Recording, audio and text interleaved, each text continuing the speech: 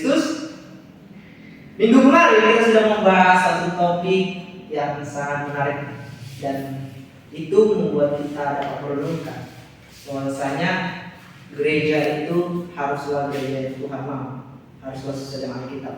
Yaitu topik kemarin adalah topik gereja, doktrin gereja. Nah, kita hari ini membahas topik yang menjadi dasar di gereja itu, yang menjadi tumpuan dari gereja itu sendiri. Yaitu kita akan membahas soal topik Alkitab.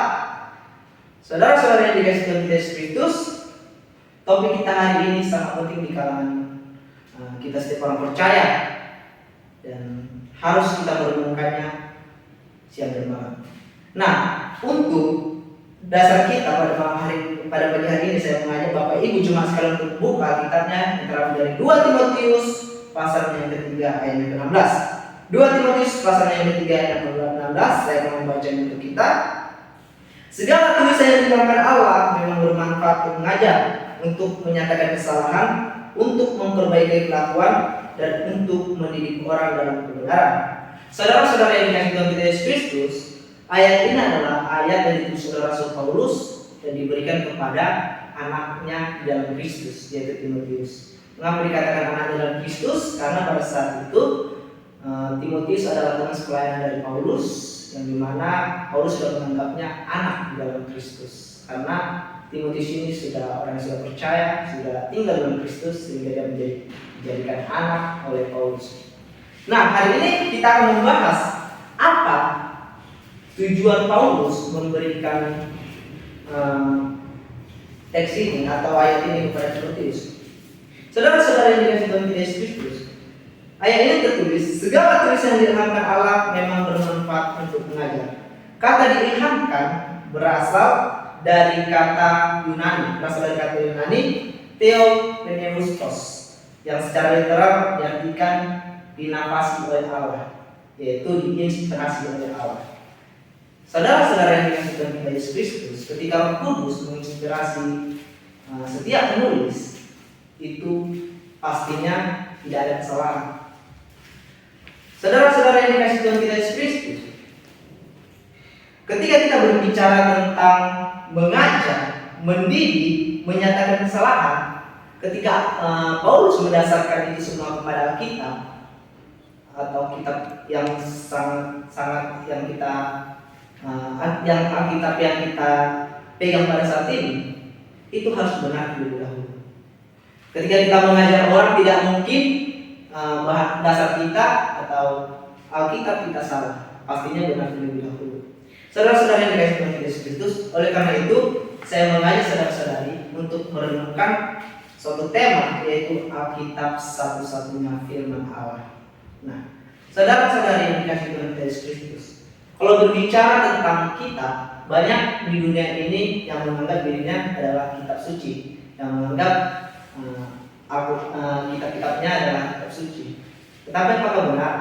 Ketika berbicara tentang kitab suci, harus kita tahu faktanya apakah benar atau tidak. Nah, kita melihat dari sisi Alkitab. Ketika kita berbicara Alkitab ini sebagai firman Tuhan atau firman Allah, kita harus tahu bahwa buktinya harus ada.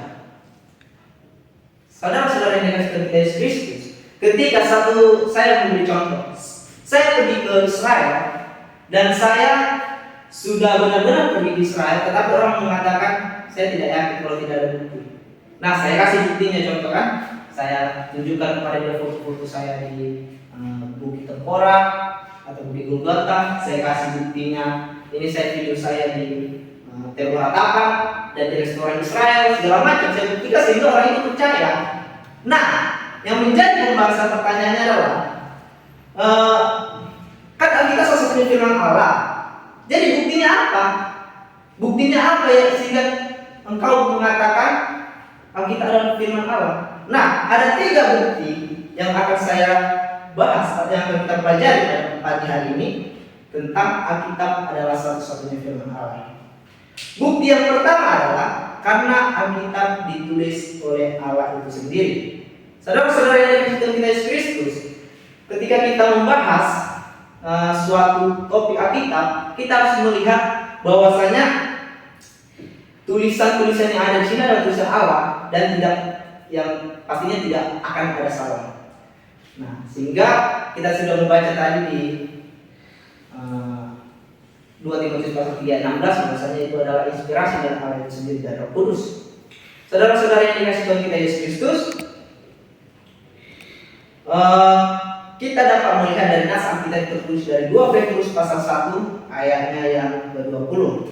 2 Petrus pasal 1 ayatnya yang ke-20, saya akan membaca untuk kita. 2 Petrus pasal 1 ayatnya yang ke-20 sampai 21. Ia telah dipilih sebelum dunia dijadikan, tapi karena kamu baru menyatakan dirinya pada zaman akhir, oleh Dialah kamu percaya kepada Allah yang telah membagikan Dia dari antara orang mati dan yang telah memuliakannya sehingga iman mengharapkan terjun padanya. 2 Petrus 1 ayat 20, saya membaca 1 Petrus 1 ayat 20. Yang terutama harus kamu ketahui ialah bahwa dua dalam kitab suci tidak boleh ditafsirkan menurut kendaknya sendiri, sebab tidak pernah dibuat biasa oleh kehendak manusia, tetapi oleh dorongan Roh Kudus orang-orang berbicara atas nama Allah. Saudara-saudara yang dikasih Tuhan Yesus, Roh Kudus menginspirasikan atau menghilangkan Alkitab kepada media yang dipakai atau para rasul. Sebenarnya yang menuliskan itu adalah Allah, karena itu semua berasal dari Allah itu sendiri, dan media yang dipakai adalah para rasul. Kalau dilihat dari konteks secara literalnya, rasul menulisnya secara literal, tetapi Allah sendiri, dari Allah sendirilah kita tahu bahwa Alkitab dituliskan. Sumbernya adalah dari Allah. Nah, ketika berbicara tentang pengiriman Alkitab atau inspirasi atau pengiriman Alkitab adalah kerja Roh Kudus yang melalui penulis-penulis manusia yang dipilih. Ya, di Perjanjian Lama ada nabi dan orang percaya di Perjanjian Lama, dan di Perjanjian Baru ada rasul dan orang percaya di Perjanjian Baru. Saudara-saudara yang dikasih Tuhan kita Yesus Kristus, Alkitab senantiasa dipelihara Allah, karena Allah itu menulis sehingga pastinya sampai sekarang masih eksis. Kebenarannya masih eksis, faktanya masih eksis. Dapat kita lihat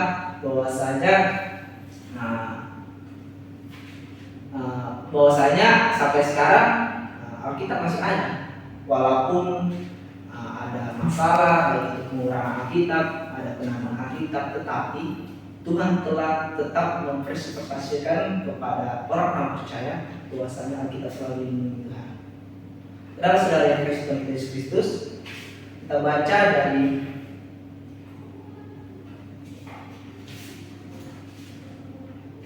saya mengajak saudara-saudara sekalian untuk membaca Alkitabnya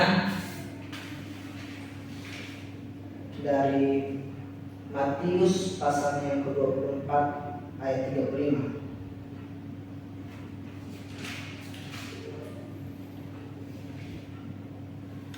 Langit dan bumi akan berlalu, tetapi perkataanku tidak akan berlalu. Saudara-saudara yang dikasihi Tuhan, ini maksud Tuhan Yesus, bahwasanya Alkitab itu tidak akan berlalu. Walaupun langit dan bumi katanya tidak akan berlalu, tetapi Alkitab tetap terus eksis, karena Tuhan Yesuslah yang memeliharanya, dan Tuhan Yesuslah yang mempresentasikan. Saudara-saudara yang dikasihi Tuhan Yesus Kristus, berbicara tentang Alkitab ditulis oleh Allah itu sendiri, kita tahu bahwa media yang dipakai adalah orang-orang percaya, yang dimana orang-orang percaya tidak boleh pada saat itu, bukan karena mereka tahu, bukan mereka karena tahu, bukan mereka dengan kehendaknya sendiri, dengan kemampuannya sendiri, tidak. Itu dari kuasa Allah, dari kuasa Roh Kudus. Tanpa misalnya Roh Kudus tidak ada campur tangan, maka Alkitab tidak bakal bisa eksis sampai sekarang. Saudara-saudara yang dikasihi Tuhan Yesus Kristus, itu mengajak kita untuk ke poin yang kedua. Poin yang kedua, ketika kita berbicara tentang Alkitab ditulis oleh Allah itu sendiri, maka poin yang keduanya adalah Alkitab tidak ada kesalahan. Ketika Allah menulis, sehingga Alkitab tidak ada salah, baik itu sisi nubuatan, baik itu sisi sejarah, baik itu sisi sains, baik itu menyatakan sifat-sifat Allah, itu harus benar. Kita lihat bahwa contoh salah satunya di Alkitab yaitu di Daniel pasal 2, yang dimana nubuatan Raja Babel atau Raja Nebukadnezar pada saat itu memimpin, itu benar-benar nakas dalam sejarah bahwasanya ada kerajaan yang diucapkan Daniel ketika pada saat itu benar-benar ada dalam sejarah atau historis.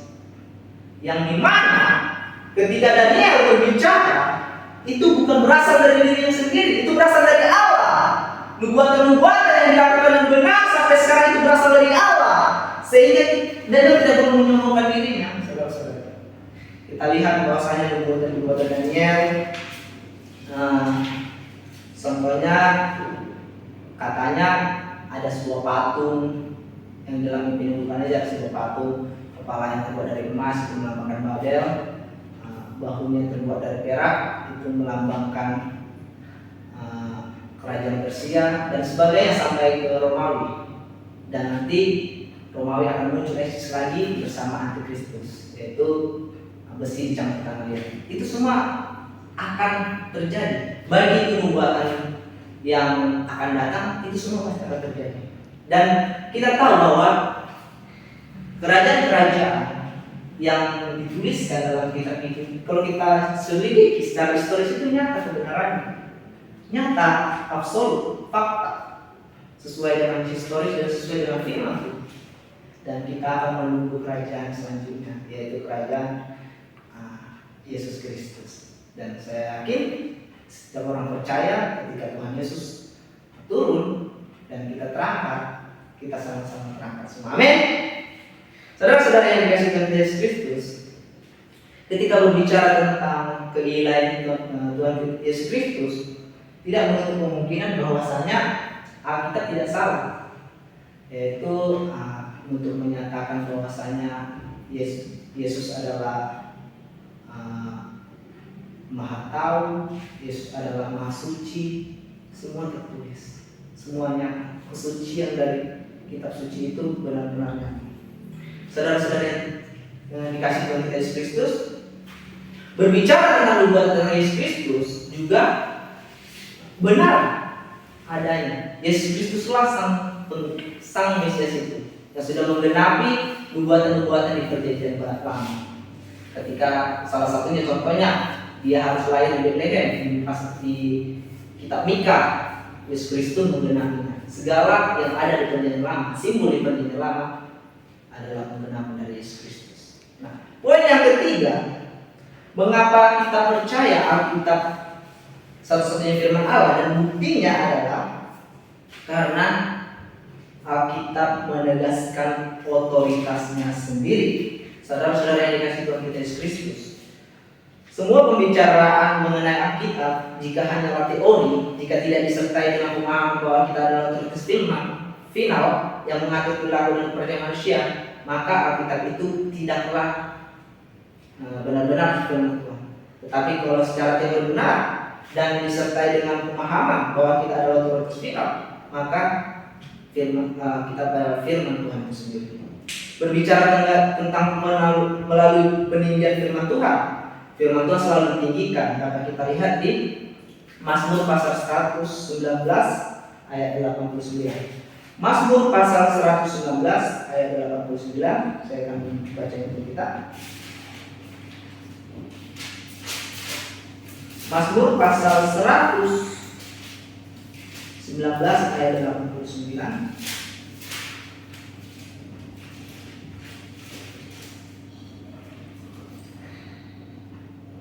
Untuk ayat 89, untuk selama-lamanya Tuhan firman-Mu tetap teguh di surga. Saudara-saudara yang dikasih Tuhan kita Yesus Kristus, betapa indahnya kalimat ini. Salomo menuliskan kitab ini bahwasanya untuk selama-lamanya, betapa indahnya kalimat ini. Yang dimana bukan hanya di bumi saja, bukan hanya di kehidupan kita saat ini, namun di surga. Untuk selama-lamanya Tuhan firman tetap teguh di surga. Yang menekankan di sini, mengapa dibilang di surga? Karena di dalam kekekalan juga firman Tuhan tetap eksis. Firman Tuhan tetap nyata kebenarannya. Firman Tuhan juga tidak ada kesalahannya. Firman Tuhan tetap tidak ada pengurangan, tidak ada penambahan, tetap firman Tuhan. Saudara-saudara yang dikasihi Tuhan Yesus Kristus. Oleh karena itu, Daud meninggikan firman Tuhan karena otoritasnya tertinggi bagi orang percaya di sepanjang zaman. Saudara-saudara yang dikasihi Tuhan kita, bukan hanya itu saja. Firman Tuhan juga, kita juga menghimbau atau memberi perintah untuk membaca dan melakukannya. melakukan firman Tuhan. Dapat kita lihat dari Mazmur pasal 1 ayat 1 sampai 3. Ini adalah ayat yang cukup populer juga. Tetapi yang kesukaannya ialah Torah Tuhan dan yang merenungkan Taurat siang malam. Ia seperti pohon yang ditanam di tepi aliran yang masih membuahnya pada musimnya dan yang tidak layu daunnya apa saja yang berbuah. Saudara-saudara yang dikasih Tuhan kita Yesus Kristus, ketika berbicara tentang firman Tuhan, Alkitablah satu-satunya firman Tuhan. Melalui perintah himbauan dari kita itu sendiri, kita tahu bahwa kita harus merenungkannya siang dan malam.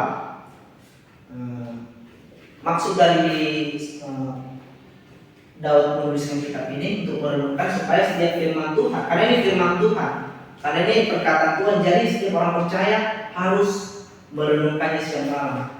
Siang malam ini adalah suatu contoh atau suatu perkataan. Siang mengartikan terang dan malam artinya gelap, yang dimana siang itu bisa, siang dan malam merujuk kepada satu hari penuh, dan itu kita harus merenungkan setiap saat. Oleh karena itu, ketika ini Alkitab adalah firman Tuhan, perkataan Tuhan, yang Tuhan inspirasi, kita harus membacanya, bukan hanya membaca, melainkan mendengarnya atau mempelajarinya. Saudara-saudara yang dikasih Tuhan kita Yesus Kristus, kita sudah mempelajari 3 bukti Alkitab satu firman Tuhan. Kita bukan hanya mendengarkannya saja, tapi kita harus merenungkannya siang dan malam. Yaitu Alkitab ditulis oleh Tuhan sendiri, Alkitab adalah otoritas tertinggi, dan Alkitab tidak pernah salah. Sekian dan terima kasih.